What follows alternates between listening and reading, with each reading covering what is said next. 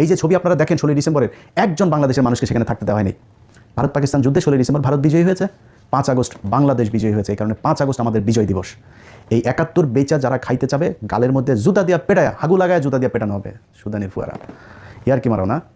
16 December আর 71 শেখ মুজিবকে নিয়ে আপনারা উত্তেজিত হয়েন না, উত্তেজিত না হয়ে চুপচাপ থাকেন। এই যে শাহরিয়ার ভাই দেখেছেন না, পদে আগুন লাগিয়ে দিয়েছে।